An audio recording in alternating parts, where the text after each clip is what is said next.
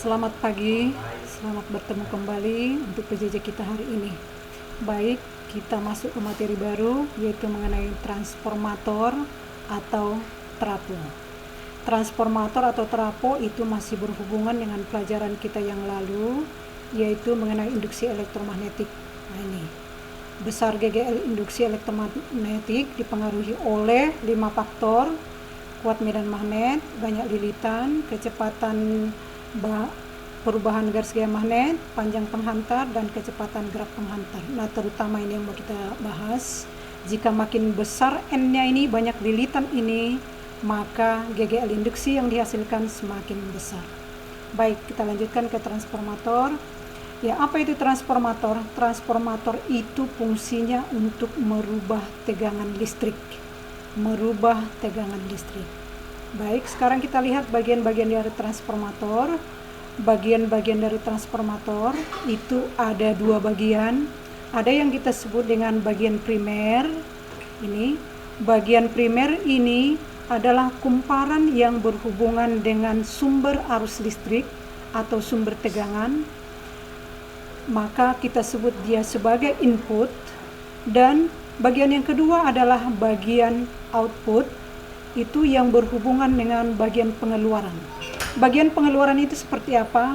Ini yang dihubungkan ke televisi, ke radio, ke lampu, dan lain-lain sebagainya. Itu yang kita sebut dengan bagian output. Ini merupakan lilitan kawat. Lilitan kawat atau yang kita sebut dengan kumparan, atau yang kita sebut dengan solenoida, sama. Kita beri simbol N. Jadi kalau dia bagian primer, NP. Kalau dia bagian sekunder, itu adalah NS. Nah, gambarnya seperti ini. Kalau pernah kamu lihat, inilah yang disebut dengan transformator. Baik, transformator itu ada 2 jenis. Ada transformator step up, ada transformator step down. Step up ini berfungsi untuk menaikkan tegangan, sedangkan step down berfungsi untuk menurunkan tegangan. Nah, ciri-cirinya kita perhatikan gambar selanjutnya. Nah, ini adalah gambar step up, ini adalah gambar step down.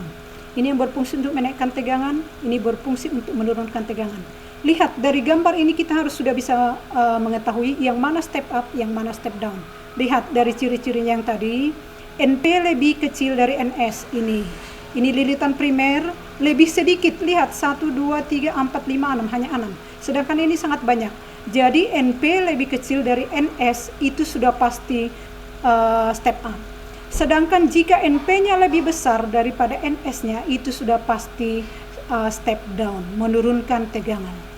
Kemudian jika NP-nya sudah lebih kecil, sudah pasti V-nya, tegangannya juga lebih kecil. Dan arusnya sudah pasti lebih besar. Sedangkan untuk step up, jika NP-nya lebih besar, sudah pasti tegangannya lebih besar, jadi menaikkan tegangan. Maka IP-nya, arus primernya lebih kecil. Inilah ciri-ciri dari transformator step up ataupun transformator step down. Persamaan yang kita gunakan untuk transformator, lihat di sini. Pada dasarnya, energi yang masuk pada bagian primer sama dengan energi yang keluar melalui transformator sekundernya. Artinya apa? Ini yang disebut dengan transformator ideal. Jadi WP sama dengan WS. Energi yang masuk pada bagian primer sama dengan energi yang keluar dari bagian sekundernya. W ini adalah energi. Rumusnya V kali I kali T.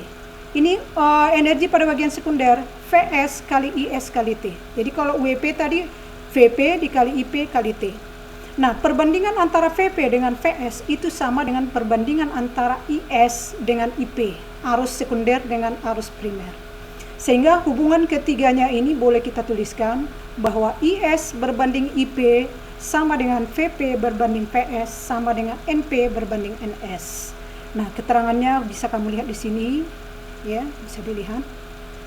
Oke, selanjutnya, karena dikatakan tadi bahwa energi yang masuk pada bagian primer sama dengan bagian sekunder sebenarnya tidak sama, ya, tidak sama. Kenapa? Saat arus masuk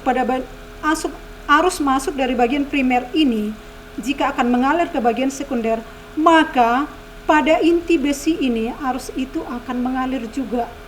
Arus itu sebagian akan berubah menjadi kalor pada inti besi ini.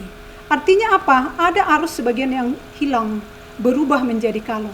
Sehingga arus yang masuk dari primer ini tadi tidak sama dengan arus yang keluar dari sekunder ini. Walaupun kita sebutkan tadi bahwa ada transformator ideal 100%, sebenarnya tidak. Maka itu yang kita lihat pada efisiensi trafo ini. Ada energi yang hilang. Jadi efisiensi trafo dapat kita tuliskan dengan persamaan N sama dengan daya sekunder berbanding daya primer dikali 100%. Ini daya ini masih ingat waktu daya listrik P sama dengan V kali I. Jadi kalau Vs berarti Vs dikali Is. Sedangkan kalau Vp berarti Vp dikali Ip. Oke, selanjutnya kita lihat contoh soal nomor 1. Ini tegangan yang masuk pada sebuah transformator sebesar 22 volt. Bila perbandingan kumparan primer dengan sekunder 1:30, hitunglah tegangan yang keluar dari kumparan sekunder. Nah, ini diketahui. Langsung aja lihat ini, bahwa NP berbanding NS 1:30. Kemudian VP-nya ini masukkan berarti primer 22 volt. Jadi kita masukkan harga-harganya, VP per VS sama dengan NP per NS. 22 per VS sama dengan 1/30. 22 banding 3, ini dikali silang, ini 22 kali 30 sama dengan 1 kali VS, 660 kali VS, maka VS sama dengan 660. Baik, sampai di sini kamu perhatikan contoh soal yang selanjutnya. Ini ada 2 soal. Kemudian ibu kasih tugas untuk soal nomor 3, 4, 5 kamu kerjakan di rumah. Lalu setelah selesai nanti kamu kirimkan ke ibu. Oke, baik, sampai di sini materi kita. Jika ada yang kurang jelas nanti kamu boleh hubungi ibu lewat WA. Oke, selamat siang.